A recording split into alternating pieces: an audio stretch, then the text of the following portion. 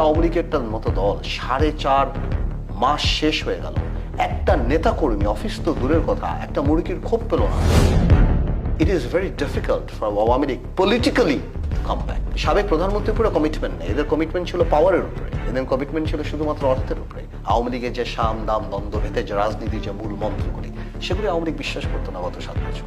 Salimullah sir যেভাবে বলেছেন যে আওয়ামী লীগ কোনোদিন ফিরে আসলে ওনার লেখাপড়ায় বৃথা, নানক সাহেব, রহমান সাহেব, দীপুমণি বা যারা আছেন, তাদের কারোই আর ওই গ্রহণযোগ্যতা জনগণের কাছে নাই। পার্থ ভাই, অভ্যুত্থান পরবর্তী এই সময়ে আওয়ামী লীগের রাজনীতির ভবিষ্যৎ কি? তাদের ফিরে আসার সম্ভাবনা কতটুকু, আর ফিরে আসলেও নেতৃত্বে কারা থাকতে পারেন? একজন আওয়ামী পরিবারের সদস্য হিসেবে আপনার মূল্যায়নটা জানতে চাই। আমি আওয়ামী পরিবারের সদস্য না, আমি আওয়ামী লীগ আমার আত্মীয়। আমার পরিবার, আমার ফ্যামিলি, আমার বাবার সাইড আলাদা। কারো ভবিষ্যৎবাণী তো আমরা করতে পারি না। আমরা বিং পলিটিশিয়ান, আমরা অ্যানালাইসিস করতে পারি আমাদের এক্সপিরিয়েন্স থেকে, বা আমরা ক্যালকুলেশন করতে পারি। ভবিষ্যৎ তো আল্লাহ তাআলার হাতে, এটা আমরা জানি না। তবে আপনি খুব গুরুত্বপূর্ণ প্রশ্ন করেছেন, এবং আমি মনে করি এই প্রশ্নটা আজকে আওয়ামী লীগের যত লক্ষ লক্ষ নেতাকর্মী বা তাদের যারা ভোটার আছে, তাদের প্রতিদিনই তারা এই চিন্তা করেন এবং নিজেদের মধ্যে এই আলাপটাই তারা করেন যে আওয়ামী লীগের ভবিষ্যৎ কি। আমি কিছু কম্পিটিটিভ স্টাডি দিই। দেখেন, আপনার বাড়ির পাশে মাঠ থাকলেই কিন্তু আপনি ম্যারাডোনা হবেন না। আপনার এখানে অনুশীলনের ব্যাপার আছে। Politics is matter of practice. Awami League সভানেত্রী যখন 75-এর পরে 81 সালে এই দেশে ফিরে আসে, তখন কিন্তু একটা সেকেন্ড টিয়ার অ্যাকসেপ্টেবল পলিটিশিয়ান ছিল। রাজ্জাক সাহেব ছিলেন, আমির হোসেন আমু সাহেব ছিলেন, তোফায়েল আহমেদ সাহেব ছিলেন, মোস্তফা হোসেন মন্টু ছিলেন, আব্দুল সামাদ আজাদ ছিলেন, জিল্লুর রহমান ছিলেন, জওহরা তাজউদ্দিন ছিলেন, আরও অনেকে ছিলেন। একটা বড় টিম ছিল, যে যার কারণে উনি ফিরে আসার পর ওনাকে পলিটিক্যাল গাইডলাইন, পলিটিক্যাল গাইডেন্স, এই জিনিসগুলি দেওয়া সম্ভব ছিল। এবং যার কারণে একটা বড়ভাবে, এত বড় একটা ক্রাইসিস 75-এর 15 আগস্টের পরে ওনারা কিন্তু কামব্যাক করেছেন রাজনীতিতে, এবং ভালোভাবে কামব্যাক করেছেন। এই ট্রেনিংটার জায়গাটা আজকে জিরো। গত 6, 7, 8 বছরে আওয়ামী লীগের ডিপলিটিসাইজ হওয়ার কারণে, আওয়ামী লীগ পলিটিক্স বন্ধ করে দেওয়ার কারণে আওয়ামী লীগের ওই নেতা বা ওই সেকেন্ড টিয়ার জনগণের কাছে অ্যাকসেপ্টেড কেউ আসেনি। এখানে সভানেত্রী, আওয়ামী লীগের সভানেত্রী, উনি নিজেই পার্লামেন্টে দাঁড়িয়ে বলেছেন যে আমি ছাড়া সবাইকে কেনা যায়। তার মানে বেসিক্যালি সবাই চোর। আর এখানে আবার আওয়ামী লীগের একটা স্টাইল ছিল যে একজন ব্যক্তিকে আলোকিত করা হতো। সো হঠাৎ রাজনীতি এরকম হয়ে গিয়েছে যে আওয়ামী লীগে সভানেত্রী ছিল ইলেকট্রিসিটি, আর বাকি সব ঝাড়বাতির বাতি। ইলেকট্রিসিটি নাই, কেউই নাই। তো এইভাবে কোনোদিন একটা রাজনৈতিক দল কিন্তু চলতে পারে না, যে আপনি যদি সেকেন্ড টিয়ার পলিটিশিয়ান হন। যেমন আজকে আওয়ামী লীগের কি হচ্ছে, আপনি এরশাদ সাহেবের পতনের পরে তার কিছুদিনের মধ্যেই কিন্তু মিজান চৌধুরী অফিস খুলে বসেছিল। 1/11-এর সময় খন্দকার দেলোয়ার সেই ন্যাম ভবনে অফিস খুলে বসে, এবং জিল্লুর রহমান সাহেব আইভি কঙ্করে অফিস খুলে বসে।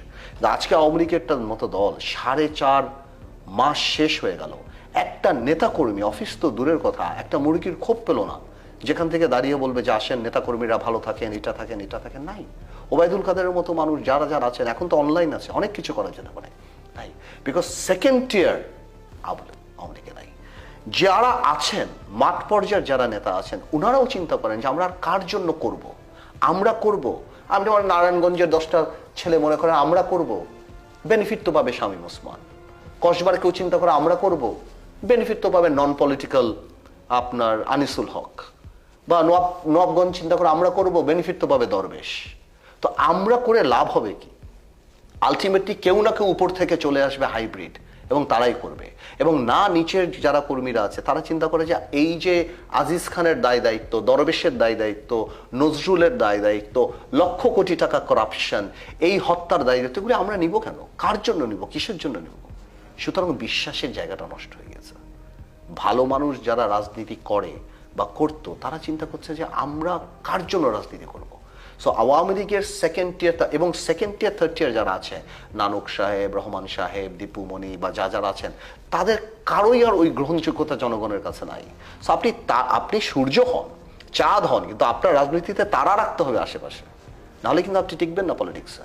তো আমার মনে হয় এই কারণে সলিমুল্লাহ স্যার যেভাবে বলেছেন যে আওয়ামী লীগ কোনোদিন ফিরে আসলে ওনার লেখাপড়ায় বৃথা, আমি অত কড়াভাবে বলবো না, কিন্তু আমি আমার জায়গা থেকে দেখি যে it is very difficult for Awami League politically to come back. রাজনৈতিক সময় লাগবে, এবং সময় তখন লাগবে যখন আওয়ামী লীগ অনুশোচনা করে আবার স্টার্ট করবে অথবা নেতৃত্ব পরিবর্তনের চিন্তা করবে যে না ঠিক আছে যা হয়েছে হয়েছে, আমরা এভাবে করি, আমরা করি। আওয়ামী লীগ তো এটা করছে না। তো আমার কথাটা হলো, আওয়ামী লীগ যদি এখনো এই সরকারকে চ্যালেঞ্জ করে, গণ অভ্যুত্থানকে চ্যালেঞ্জ করে, প্রতিটা মানুষের আত্মত্যাগকে চ্যালেঞ্জ করে এবং বলে এগুলি ষড়যন্ত্র, এগুলি শত্রু, আওয়ামী লীগের পলিটিক্সটাই ছিল শত্রু আর ষড়যন্ত্র। আমরা যখনই আওয়ামী লীগের বিরুদ্ধে কিছু করতাম, এটাকে রাজনীতি হিসেবে দেখা হতো না, দেখা হতো শত্রু, ষড়যন্ত্র। আওয়ামী লীগের যে সাম দাম দ্বন্দ্ব ভেদে যে রাজনীতির যে মূল মন্ত্রগুলি, সেগুলি আওয়ামী লীগ বিশ্বাস করতো না গত 7 বছর। তো এটা খুব আনফর্চুনেট যে এত বড় একটা রাজনৈতিক দল না সেকেন্ড টিয়ার বানাতে পারলো, না থার্ড টিয়ার বানাতে পারলো, কিছু বেনিফিশিয়ারি বানিয়েছে। এবং এদের কিন্তু সাবেক প্রধানমন্ত্রীর উপরে কমিটমেন্ট নেই, এদের কমিটমেন্ট ছিল পাওয়ারের উপরে, এদের কমিটমেন্ট ছিল শুধুমাত্র অর্থের উপরে। যার কারণে দেখেন যে এত বড় একটা রাজনৈতিক দল, সেখানে মানুষরা গণভবনে ঢুকে গেল, এতবার এখানে তাদের আশেপাশেরও কোনো লোক দাঁড়ালো না যে না আমরা 50,000 নেতাকর্মী নিয়ে দাঁড়াবো। তার মানে কিন্তু যখন ক্ষমতায় ছিল তখন কিন্তু এরা অনেক বড় বড় কথা বলতো পার্লামেন্টে বা রাজপথে বা সব জায়গায়। তো এরাও বিট্রে করেছে, আবার উপর থেকেও ভালো ভালো রাজনীতিবিদের সাথে বিট্রে হয়েছে যে ভালোদেরকে জায়গা সুযোগ করতে দেয় নাই, এবং এই জন্য হাইব্রিডরা চলে আসছে এবং তারা কখনোই থাকবে না। তো আমার মনে হয় আপনি যে প্রশ্নটা করলেন, ভবিষ্যৎবাণী আমি করতে পারবো না, তবে আওয়ামী লীগে রাজনীতিতে ফিরে নিয়মিত এরকম নিউজ ভিডিও পেতে অবশ্যই আমাদের চ্যানেলটি সাবস্ক্রাইব করবেন এবং ভিডিওটি ভালো লাগলে অবশ্যই লাইক, কমেন্ট এবং শেয়ার করবেন। ধন্যবাদ।